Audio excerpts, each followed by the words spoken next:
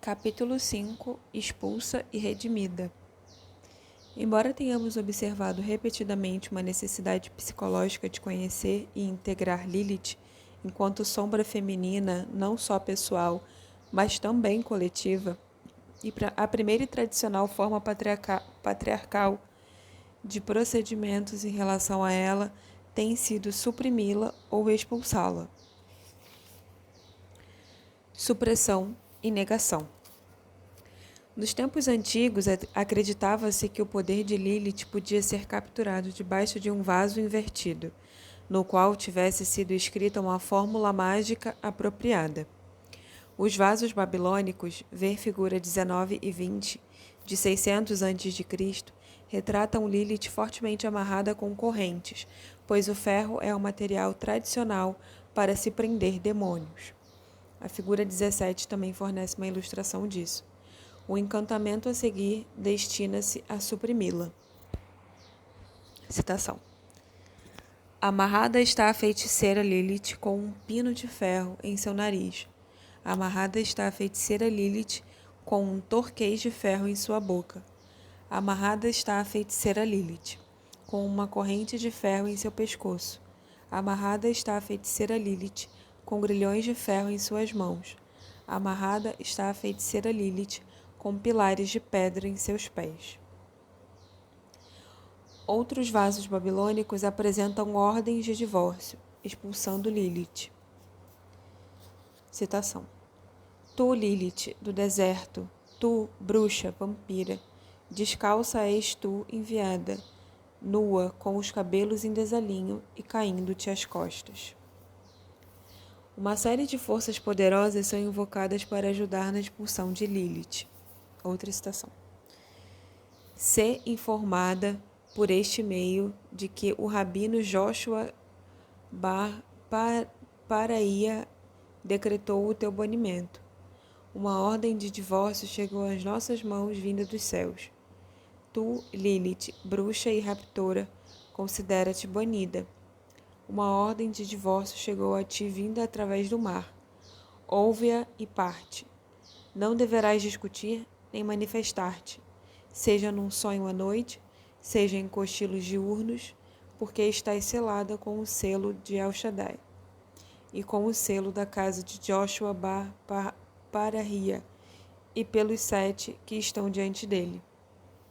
Tu, Lilith, bruxa e raptora, ordeno-te em nome da força de Abraão, pela firmeza de Isaque, pelo Shaddai de Jacó, em nome de Jeová, pela vontade de Jeová, sai daqui, desta casa, teu divórcio e separação, enviado através dos anjos sagrados, as hostes de fogo nas esferas, os veículos da presença diante de seu exército, as bestas cultuando no fogo, no trono e na água. Amém, amém, Selá, aleluia. No folclore também há tentativas no sentido de expulsar Lilith. Um exemplo bastante representativo pode ser encontrado no impressionante conto a respeito de Lilith sob a forma de uma coruja, ver figura 21, compilado pelos irmãos Grimm. Citação. Há muitos e muitos anos, um monstro com chifres extraviou-se de seu caminho. Era uma coruja com garras afiadas e 2 enormes chifres cobertos de penas acima de cada olho. Ao avistar uma tranquila floresta, um estábulo com a porta aberta, a criatura voou para dentro e pousou numa viga para ali passar a noite. Na manhã seguinte, bem cedo, o fazendeiro apareceu para ordenhar as vacas. Porém, deparando-se com o monstro, correu para fora, apavorado. Gritou por socorro aos seus vizinhos. Vieram todos correndo, armados com seus forcados e foices. Contudo, ao verem aqueles olhos enormes, agourentos, estacaram imediatamente.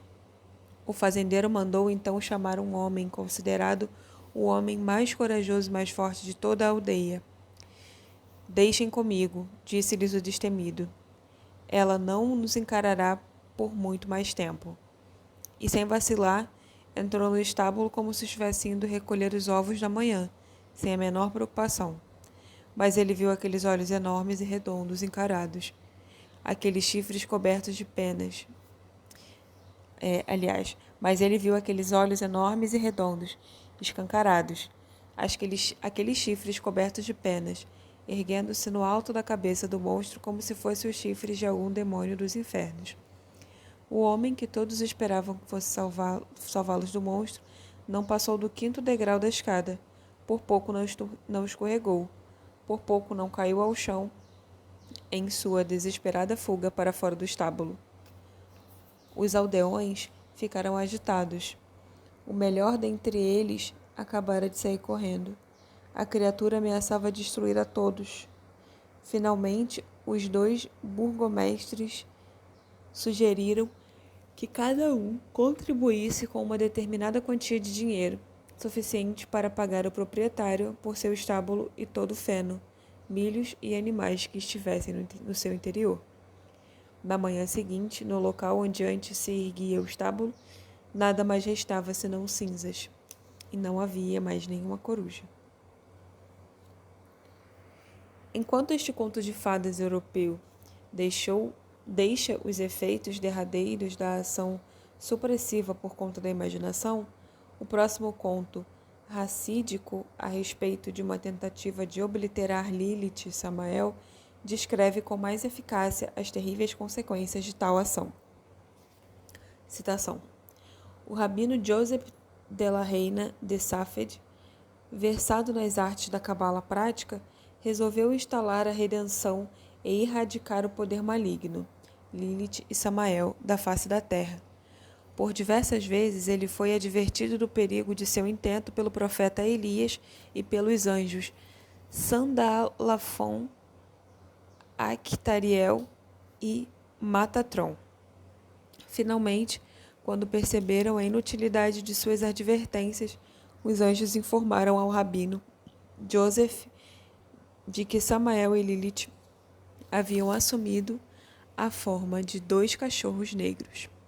Recomendaram a ele que fosse extremamente cauteloso, pronunciasse determinadas preces e não ofertasse a Samael e Lilith nenhum tipo de comida ou bebida.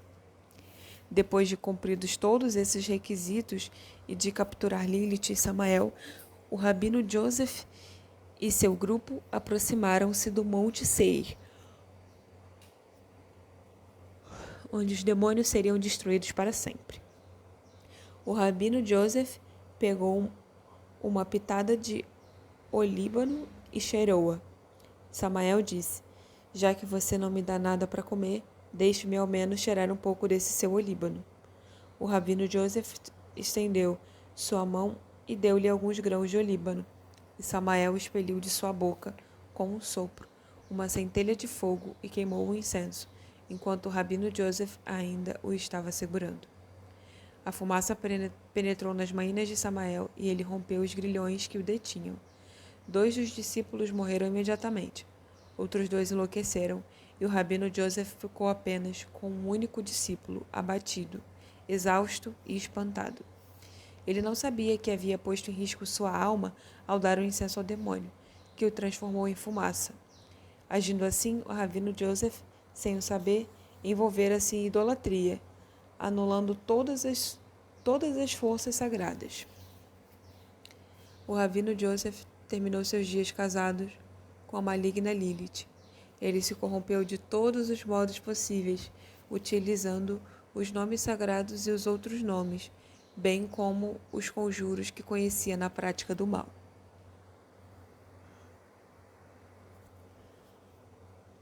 Redenção.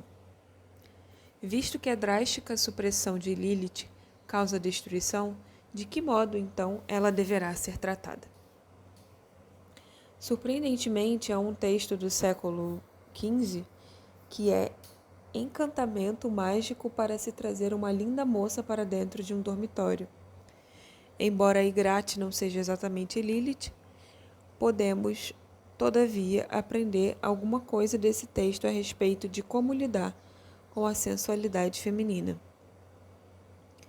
O encantamento reconhece respeitosamente o poder demoníaco da mulher e a minuciosa fórmula sugere o alto nível de consciência necessário para um bem-sucedido bem-sucedido encontro com o poder. Citação, né, agora.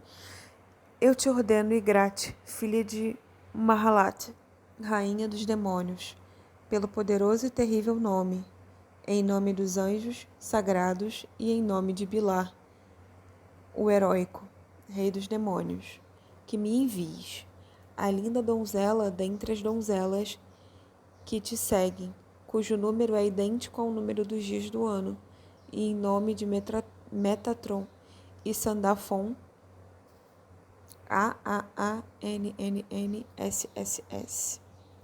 Está escrito assim. E isso deve ser feito ou em véspera de domingo ou em véspera de quarta-feira. E deve-se ter um quarto isolado e uma cama branca, com roupas brancas e limpas. E o quarto e a cama devem ser fumigados com aloés. E o instruído compreenderá. O próximo conto racídico ilustra que, mesmo quando o objetivo supremo consiste em evitar ser possuído por Lilith, deve-se primeiro invocá-la e conhecê-la conscientemente através de perguntas. Somente então é possível libertar-se dela. Citação. Um homem de quem Lilith tinha tomado posse viajou para não sei pronunciar, onde queria pedir ao rabino Mordecai que o libertasse. O rabino pressentiu que esse homem estava a caminho de sua casa e ordenou a todos os habitantes da cidade que fechassem suas portas ao anoitecer e não deixasse ninguém entrar. Quando, ao cair da noite, o homem chegou à cidade, não conseguiu encontrar nenhum alojamento e teve de se deitar no alto de um monte de feno no celeiro. Instantaneamente, Lilith apareceu e disse: "Desça e venha até mim." Ele perguntou: "Por que você quer isso? Geralmente é você que vem até mim." "Nesse feno sobre o qual você está deitado," ela respondeu, "há uma erva que me impede de me aproximar-me de você." "Qual delas?" ele perguntou. "Eu a jogarei fora, então você poderá vir até mim."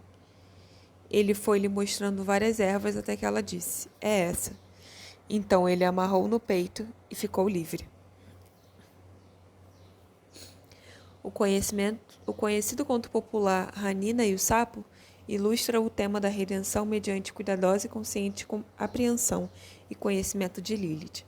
O conto começa com as seguintes palavras: uma história verdadeira. Citação. Quando o rico e piedoso pai do rabino Hanina estava velho e prestes a morrer, pediu ao seu filho que, após os 7 dias de luto, fosse ao mercado. Ali, explicou ao rabino Hanina, ele deveria comprar a primeira coisa que visse, mesmo que fosse muito cara. Caso se tratasse de uma coisa viva, ele deveria criá-la e cuidar dela, pois ela lhe traria algo de bom. Contudo, seu pai não lhe disse que coisa seria essa. O rabino Hanina fez como seu pai lhe pedira. Passando os 7 dias de luto desde sua morte, ele foi ao mercado e comprou a primeira coisa que viu: uma caríssima caixinha de prata. Dentro da caixinha encontrou uma segunda caixinha, e dentro desta um sapo. Hanina deu comida e água e cuidou dele. Quando o sapo cresceu e a caixinha tornou-se muito pequena para ele, Hanina construiu-lhe uma casinha. Como Hanina não reduzia a alimentação, em pouco tempo o sapo cresceu tanto que não cabia mais na casinha. O rabino Hanina construiu-lhe então um quarto, onde o sapo estaria bem confortável. Ele alimentava o sapo com o que havia de melhor e de mais caro, e desse modo acabou gastando tudo o que possuía. Hanina e sua mulher dirigiram-se então ao quarto do sapo e disseram: "Querido amigo, apesar de nossa imensa tristeza, não poderemos mais ficar com você, pois não temos mais nada, aliás." O sapo respondeu: "Querido Hanina, não se aflija. Já que você me alimentou e cuidou de mim durante todo esse tempo, você pode agora me fazer um pedido. Diga-me exatamente o que você mais deseja e você o terá." Hanina disse: A única coisa que desejo é aprender toda a lei. O sapo escreveu várias fórmulas mágicas num pedaço de papel e disse a Ranina que o engolisse. Ele assim fez, e prontamente sabia toda a Torá e as 70 línguas. Podia até mesmo entender a língua dos animais e dos pássaros. O sapo deu então à esposa de Ranina a recompensa. Conduziu-os à floresta das árvores e chamou uma quantidade imensa de pássaros e animais. A seguir, ordenou-lhes que trouxessem tantas joias e pérolas quantas pudessem carregar. Além disso, deveriam trazer todas as espécies de raízes e ervas medicinais. O sapo ensinou então ao rabino Hanina e à sua esposa os usos e as secretas fórmulas de cura de cada uma das ervas e raízes. Quando o sapo estava prestes a partir, disse: Que o bom Deus os abençoe e lhes seja grato por todo o trabalho e incômodo que lhes dei. Embora vocês não me tenham perguntado quem eu sou, vou lhes contar o segredo. Sou filho de Adão e de Lilith, concebido durante os 130 anos em que Adão esteve separado de Eva. Como na história de Sariel, o filho de Lilith com Ashmodai, o esclarecimento provém da eficaz e intencional hospedagem e dos cuidados dispensados a esses descendentes de Lilith. O Talmud cita também Ormin, mais um filho de Lilith, que foi condenado à morte por uma assembleia de governantes dos demônios por ter, do mesmo modo que o sapo, revelado segredos aos humanos. A história bíblica do encontro da rainha de Sabá com Salomão proporciona um paradigma que possibilita às mulheres tornarem-se conscientes de Lilith em sua natureza e de desenvolver um relacionamento com o sábio rei interior. E quando a rainha de Sabá E quando a rainha de Sabá ouviu falar sobre a fama de Salomão, referente ao nome do Senhor, veio prová-lo por difíceis perguntas. Fecha aspas. 1 Reis 10:1. Kluger interpreta as palavras hebraicas mostrando que Sabá, ao proceder como Lilith, foi tentar Salomão e testá-lo com difíceis perguntas e enigmas. Segundo a lenda judaica, os enigmas que a rainha de Sabá apresentou a Salomão são uma reprodução das palavras de sedução que Lilith usou com Adão. A Bíblia prossegue. E quando Sabá veio a Salomão, ela lhe disse tudo o que estava em seu coração. E Salomão respondeu a todas as suas perguntas, e não houve nenhum enigma que ela deixasse sem resposta. 1 Reis 10:3. Por proceder conscientemente de acordo com a sua natureza Lilith, procurando Salomão e tentando, ou testando, e por abrir inteiramente seu coração a ele, a rainha de Sabá pôde acolher sua sabedoria em seu interior. Citação. E ela disse ao rei: Era verdade tudo aquilo que em minha própria terra ouvi dizer acerca de teus atos e de tua sabedoria. Não obstante, não acreditava no que eu via, até que vim e os meus olhos viram. E eis que não me disseram nem a metade. Tu tens a sabedoria e prosperidade que excedem a fama que ouvi. Afortunadas as tuas mulheres, afortunados estes teus servos, que permanecem continuamente diante de ti e ouvem tua sabedoria. 1 Reis 10:6-9. Uma vez mais, é essa sabedoria salomônica que espelha a natureza divina e demoníaca da mulher, que redime Lilith. Ela não pode ser expulsa, pelo contrário, ela deve ser acolhida e conhecida conscientemente.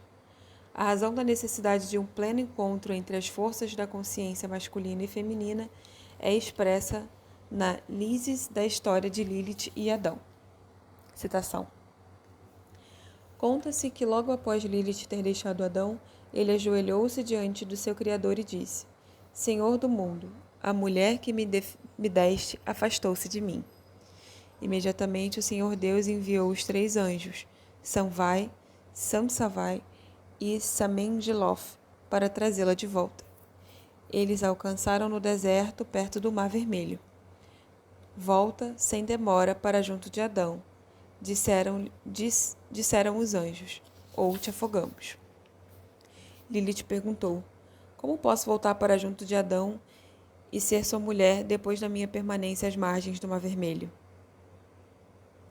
Se recusares, serás morta. Eles responderam. Como posso morrer? Tornou a perguntar Lilith, quando Deus me mandou tomar conta de todas as crianças recém-nascidas, dos meninos até o 8º dia de vida, a data de sua circuncisão, das meninas até o 20º dia. Entretanto, ela disse, eu vos juro, em nome de Deus, El, que está vivo e existe, que, se eu vir os vossos 3 nomes ou vossas imagens exibidos num amuleto sobre um recém-nascido, prometo poupá-lo. Até esse dia, eles concordaram. Contudo, Deus puniu Lilith, fazendo com que 100 de seus filhos demônios pereçam diariamente, fazendo com que 100 de seus filhos demônios pereça diariamente. E se Lilith não pudesse exterminar um bebê humano devido ao amuleto angelical, voltar-se-ia vingativa contra os seus próprios filhos. A figura 22 mostra um amuleto popular de proteção contra Lilith, com as imagens dos 3 anjos de Deus reproduzidas 2 vezes. As imagens à esquerda são nitidamente parecidas com pássaros. A figura 23 também retrata os 3 anjos com a forma de pássaros, acima de uma Lilith excepcionalmente calva. Jung observa que os anjos são de fato pássaros e que na tradição judaica os anjos são masculinos. O simbolismo dos 3 anjos é importante porque significa a superior trindade espiritual e etérea em conflito com o uno poder feminino inferior.